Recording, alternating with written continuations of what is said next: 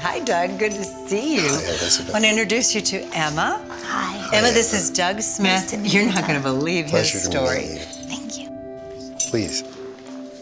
A little bit about my story. When I was born and I learned how to walk, I was put into ankle to hip leg braces as a child, like Forrest Gump braces, all the way from the ankle to the hip. And there wasn't a doctor anywhere that would have said I would have made it to the National Hockey League by the time I was 18. It's amazing. Right?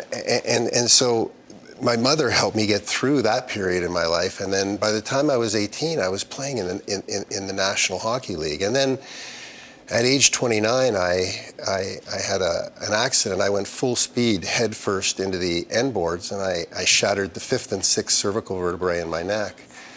And that resulted in me becoming a quadriplegic. And I changed. The instant I hit the boards, I realized all the times in my life that I had treated people inappropriately and where I'd push people out of the way where I could have been a lot nicer. And I realized I had to change, and empathy would be the key. It would be the key to me changing.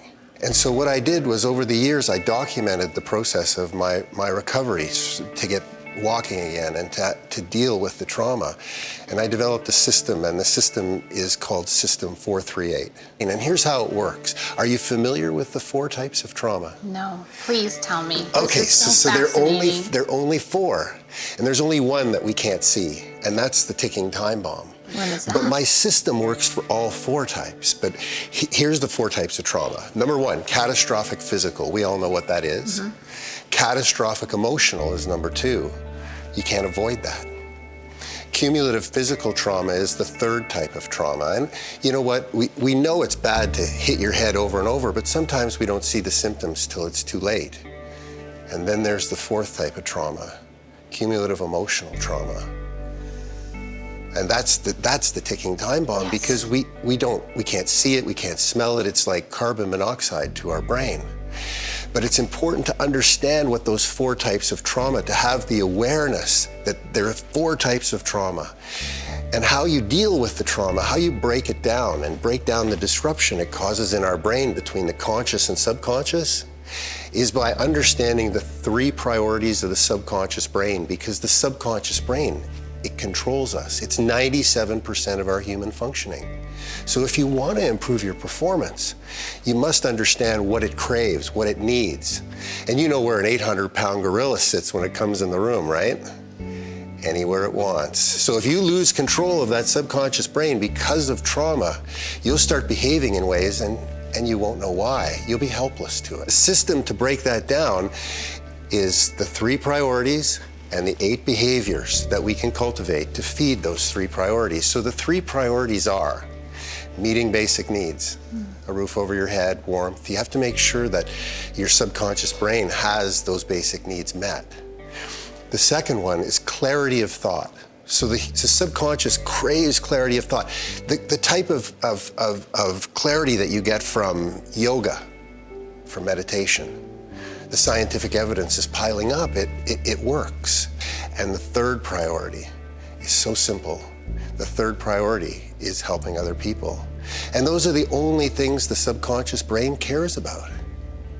So the 8 behaviors: belief in self, motivation, focus, and trust, awareness, asking for help, emotional control, and purpose.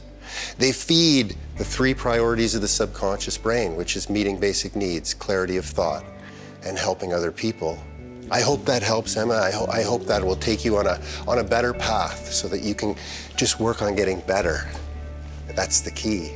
So that you can work on empathy like I had to develop it. I had to become empathetic. I didn't know how to be empathetic.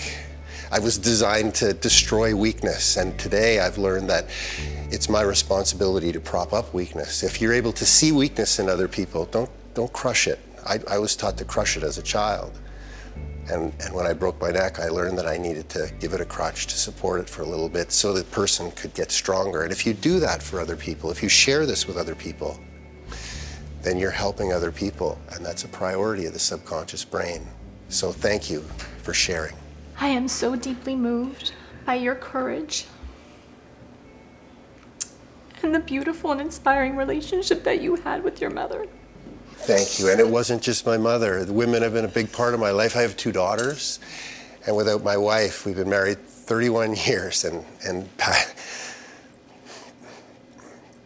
Patty's my hero.